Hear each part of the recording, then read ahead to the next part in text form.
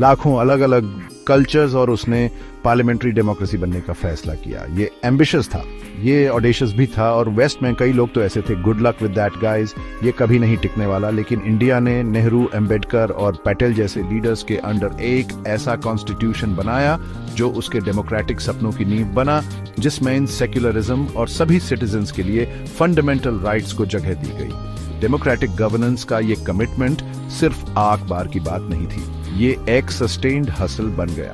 India ने ज्यादातर regular elections करवाए हैं, पावर का पीसफुल ट्रांजिशन मोस्टली सुनिश्चित किया है, और एक इंडिपेंडेंट जुडिशरी और काफी हद तक फ्री प्रेस बनाए रखी है।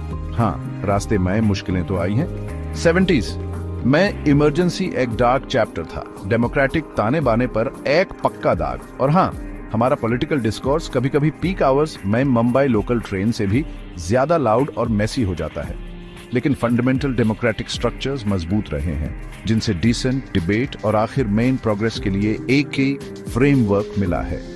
ये डेमोक्रेटिक स्टेबिलिटी बहुत जरूरी रही है, इससे कंटिन्यूटी और प्रेडिक्टेबिलिटी का एहसास मिला, जो किसी भी डेवलपिंग नेशन के लिए सुपर इंपॉर्टेंट है। इससे election commission, supreme court, reserve bank जैसे मजबूत इंस्टीट्यूशंस बन पाए, जो अपनी कमियों के बावजूद चेक्स एंड बैलेंसेस का काम करते रहे हैं। इस इंस्टीट्यूशनल स्ट्रेंथ का मतलब था कि पॉलिसीज एक बार तय हो जाने के बाद उनके इम्प्लीमेंट होने के चांसेस बेहतर थे, और कोर्स करेक्शन के लिए एक मैकेनिज्म भी था। इससे एक ऐसा पॉलिटिकल कल्चर बना जहां निगोशिएशन और कॉम्प्रोमाइज को, भले ही वो अक्सर कैओटिक हों, सीधे कॉन्फ्लिक्ट या ऑथोरिटेरियन फैसलों से बेहतर माना गया, जो अपने आप में एक मैसिव विन है। इसके अलावा इंडिया ने जो सेक्युलरिज्म अपनाया, कम से कम सिद्धांत में, उसका मकसद ये था कि यहाँ के अनगिनत रिलीजियस और एथनिक ग्रुप्स आका साथ रह सकें। हालांकि जमीनी हकीकत में अक्सर कम्युनल टेंशन्स और इस सेक्युलर आइडियल के लिए चैलेंजेस रहे हैं, पर कॉन्स्टिट्यूशनल कमिटमेंट ने खुद उन लोगों के लिए एक रैलिंग पॉइंट का काम किया जो एक इंक्लूसिव इंडिया में विश्वास रखते थे।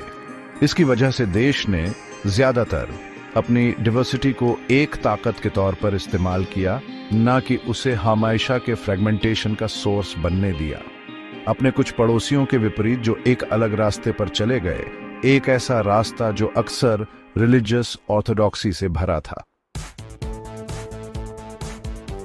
आजादी के बाद पहले कुछ दशकों में इंडिया की इकोनॉमी कुछ ऐसी थी जैसे आग, भारी भरकम सरकारी दफ्तर, स्लो, ब्यूरोक्रेटिक और बाहर वालों के लिए ज्यादा वेलकमिंग नहीं। हम इसे कहते थे लाइसेंस राज। आपको हर चीज के लिए परमिट चाहिए होता था, बिजनेस शुरू करूं से लेकर उसे एक्सपैंड करूं तक। आइडिया था सेल्फ सफिशिएंसी,